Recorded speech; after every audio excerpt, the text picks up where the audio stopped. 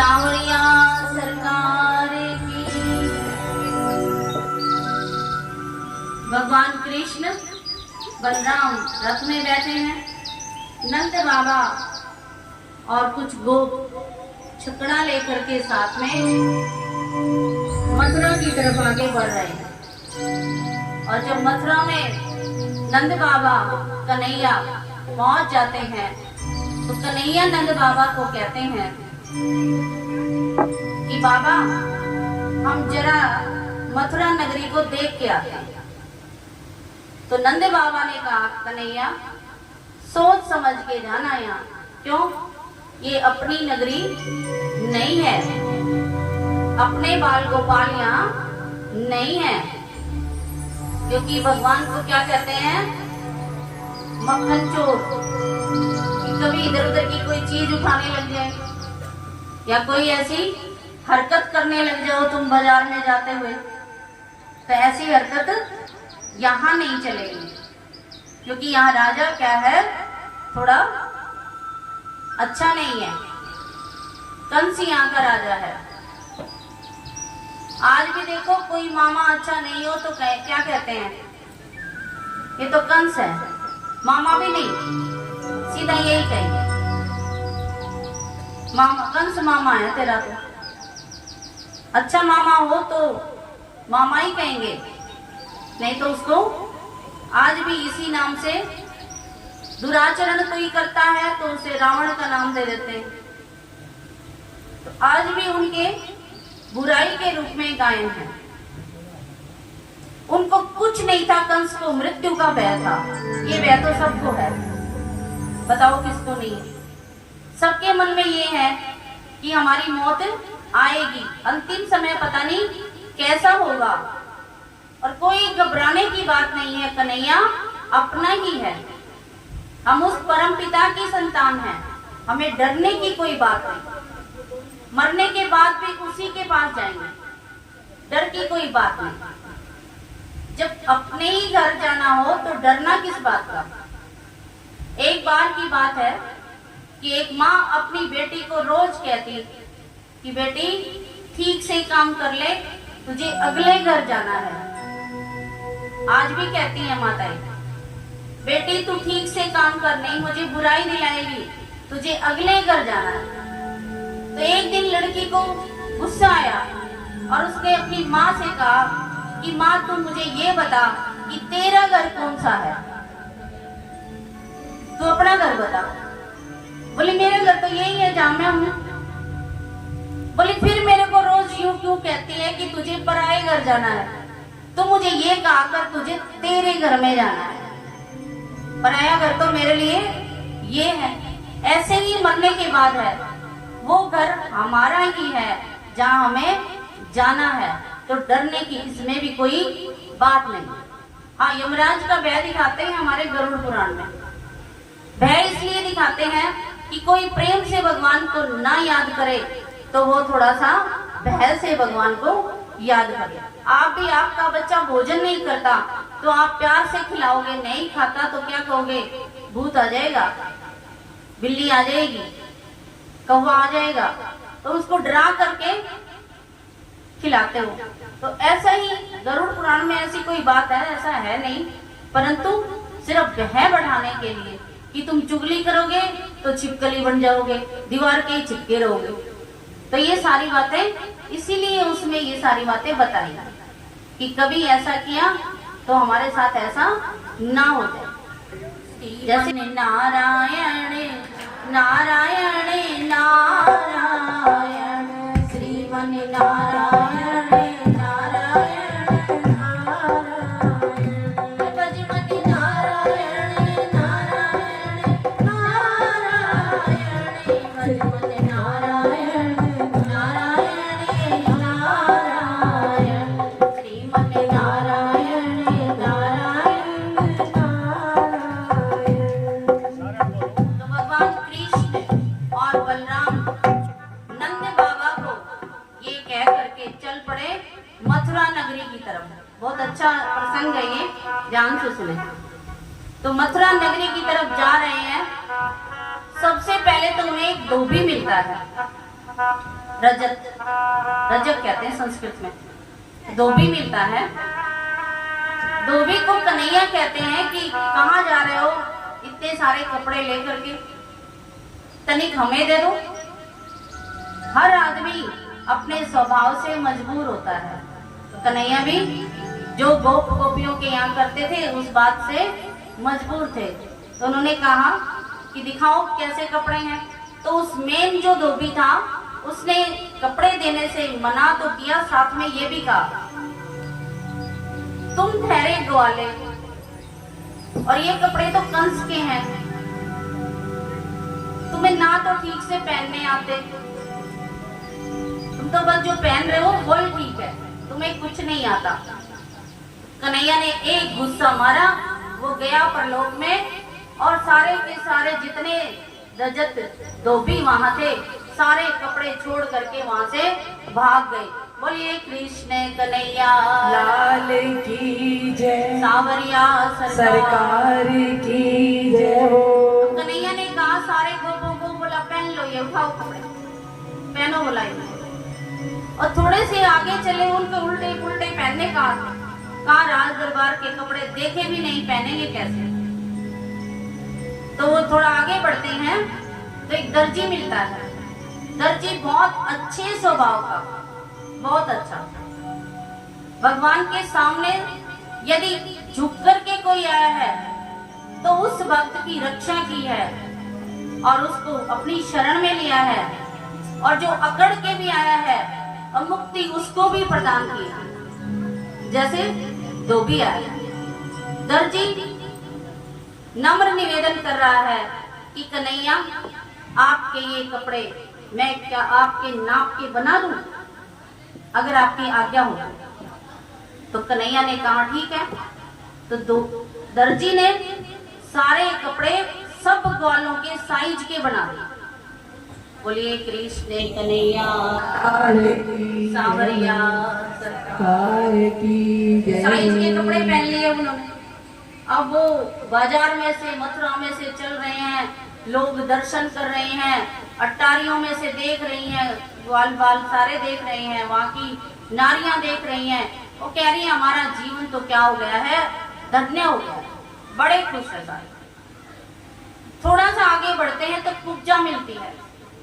कुब्जा को सरेंद्री कहते हैं। सरेंद्री मिली तो भगवान ने कहा कि कहाँ जा रही हो चंदन लेके, अबीर लेके। कन्हैया को कहती है कि ये चंदन है तो कंस के लिए, परंतु आज ये चंदन मैं आपके लगाऊंगी। नीले रंग का, पीले रंग का और लाल रंग का। भगवान के पीले रंग का लगाती है, बलराम के लाल रंग का लगाती है। बड़े खुश हो जाती है कन्हैया। बड़े खुश होकर के कहते हैं कि कुब्जा तू चिंता मत कर, और उसकी ठोड़ी के जरा सा हाथ लगाते हैं, पैर के ऊपर जरा सा पैर रखते हैं, और वो जो कुब्जा थी, कुबड़ी थी, उसको उसी समय क्या कर देते हैं, सीधा कर देते हैं। बोलिए कृष्ण कन्हैया लाल की जय, सावरिया सरकार की जय। कुब्जा में कोई कमी नहीं थी, बहुत सुंदर नारी थी वो, सिर्फ उसके पीठ में कुबड़ था, और भगवान ने उसी समय उसको क्या कर दिया, ठीक कर दिया। बिल्कुल क्या हो गई, ठीक हो गई। तो कुब्जा कहती है भगवान से कि आप मेरे घर चलिए, मैं आपकी दासी हूँ। कन्हैया कहते हैं जब मैं वापस जाऊंगा तब तेरे घर जरूर आऊंगा। बोलिए कृष्ण कन्हैया लाल की। अब थोड़ा आगे बढ़ते हैं कन्हैया, और आगे बढ़ करके धनुष रखा हुआ देखते हैं, और धनुष के जरा सा हाथ लगाते हैं। जैसे सीता मैया ने हाथ लगाया, सरका दिया था, भगवान राम ने हाथ लगाया, तोड़ दिया था, ऐसे ही भगवान कृष्ण ने जरा सा हाथ लगाया और वो धनुष टूट गया। इतना भारी धनुष हाथ लगाते ही टूट। तब कई वहां के रक्षक वहां खड़े थे, उन्होंने मारना चाहा, तो कन्हैया ने उसी के टुकड़े उठा करके उनको मार के भगा दिया। ये बात कंस तक पहुंच गई। अब कंस को तो रात भर नींद आने वाली नहीं। कि धनुष तोड़ने के लिए बुलाया था, ये तो पहले ही तोड़ दिया और रात में ही आते के साथ तोड़ दिया। इतना बल। अब कन्हैया जाते हैं नंद बाबा के पास, थोड़ी भूख तो लगी ना, नंद बाबा के पास जाकर के कहते हैं तनिक भूख लगी है बाबा, कुछ खीर जो कुछ भी लाए हो खाने के लिए दीजिए। और वहां पहुंच करके विश्राम करते हैं। सारी नगरी में घूम करके नगरी को धन्य कर दिया। जिनको दर्शन का लाभ लेना था उन्होंने दर्शन का लाभ ले लिया, और जिन्होंने उनको भय के रूप में देखा था उनका भय भगवान ने बढ़ा दिया। तो इस प्रकार से भगवान कृष्ण मथुरा नगरी में पहुंचते हैं। ग्वाली ने इधर बहुत दुखी है, बहुत अधिक दुखी है। मैया यशोदा ने तो भोजन नहीं बनाया, ना ही खाया, अब दही मथना भी छोड़ दिया उन्होंने। 2 दिन में उनका क्या हो गया है, बुरा हाल हो गया है। और इधर कन्हैया ने रात्रि में तो क्या किया, विश्राम किया, और उसके बाद प्रातः काल होते ही कंस के निमंत्रण से भगवान कृष्ण बलराम नंद बाबा पहुंचे हैं यज्ञशाला में, जहां पर मल्ल युद्ध होना था। जब उधर पहुंचते हैं तो और सभी के लिए तो अलग अलग रास्ते हैं। अपने तो यहाँ छोटा सा स्थान है जहाँ कथा चल रही है, लेकिन यदि बड़ा पंडाल हो या फिर बड़ी कोई जगह हो तो उसके आने वालों के लिए गेट निर्धारित होते हैं कि वो यहाँ से आएंगे, वो यहाँ से आएंगे, वो यहाँ से आएंगे। तो भगवान कृष्ण के लिए भी इस मल्ल युद्ध के लिए दरवाजा निश्चित किया था, जहाँ पर कूलापीड़ नाम का हाथी बंधा हुआ। कन्हैया उस रास्ते से आते हैं, महावत को कहते हैं, महावत उसे कहते हैं जो हाथी को पकड़ के रखता है। महावत को कहते हैं कि महावत इस हाथी को हटा ले, परंतु वो नहीं हटाते। तो भगवान कृष्ण बलराम अंदर प्रवेश करते हैं और दोनों हाथों से उसके पांव पकड़कर कूलापीड़ हाथी के नीचे गिरा देते हैं। लंबी चौड़ी कहानी है, मैं बहुत छोटी करके बता रही हूँ। फिर बाद में उसके दोनों हाथी के 2 ही दांत होते हैं, एक इधर लंबा सा, एक इधर लंबा सा। दोनों दांतों को उखाड़कर उसको मारकर आगे बढ़ जाते हैं। तो जैसे ही आगे बढ़ते हैं तो क्या देखते हैं, कंस के जो साथी थे चाणूर, मुष्टिक, बहुत बड़े बड़े पहलवान, वो मल्ल युद्ध के लिए खड़े हैं। और ये दोनों छोटे छोटे। गांव की औरतें कहती हैं ये कोई बराबरी है, आप भी देखोगे ऐसा मौका हमें तो खैर कहाँ मिलेगा, लेकिन अगर ऐसा हम कुश्ती भी देखें बराबर की ना हो तो हमारे मन में भी ये विचार आएगा ये कोई बराबर की कुश्ती नहीं है, बराबर का मल्ल युद्ध नहीं है। तो सारी नगर की महिलाएं कहती हैं हम तो देख नहीं पाएंगे, हम तो जा रहे हैं। ये छोटे छोटे बाल गोपाल, इनके साथ कितने बड़े बड़े योद्धा, ये तो एक प्रकार का युद्ध हुआ, ये मल्ल युद्ध थोड़ा ही है। कन्हैया भी कहते हैं भैया हम तो बहुत छोटे छोटे हैं, तुम इतने बड़े हो। तो कंस चाणूर कहता है, मुष्टिक चाणूर कहता है तुम छोटे कहाँ हो, हमने कितने राक्षस भेजे, सारे ही तो मार दिए तुमने, तुम छोटे हो। बोले नहीं हम तो बहुत छोटे हैं, हम तो केवल रास लीला करते हैं, हमें और कुछ आता ही नहीं मल्ल युद्ध करना। परंतु वो मानने वाले कहाँ, उन्होंने तो घुसे लात मारने शुरू कर दिए।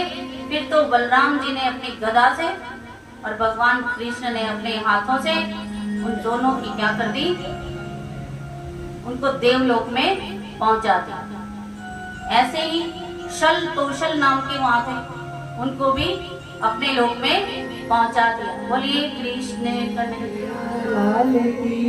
कंस उधर देख रहा है, कंस की चिंता बढ़ रही है। और अब भगवान कृष्ण कंस के मंच पर पहुंच गए कंस अब क्या ढूंढ रहा है? तलवार। बाल बिखरे हुए हैं, मुकुट कहीं गया, और क्या देख रहा है? तलवार कहाँ है? वो तलवार को निकाल ही रहा था। इतनी देर में भगवान कृष्ण बलराम उसको एक धक्का देते हैं और मंच से नीचे गिर जाता है कंस, और उसके साथ थोड़ा सा युद्ध होता है, बस उसके प्राण पखेरु उड़ गए। बोले कृष्ण कन्हैया लाल की जय हो। क्योंकि इतने दिनों से वो भगवान को याद करते करते करते करते क्या हो गया था? थक गया था। हाँ, आप भगवान को याद करेंगे, आपकी शक्ति बढ़ेगी, लेकिन वो दूसरे तरीके से भगवान को याद कर रहा था, उसकी शक्ति घटी। वो भयभीत हो गया था, भय के कारण याद कर रहा था। मुक्ति तो भगवान ने उसको भी प्रदान की, परंतु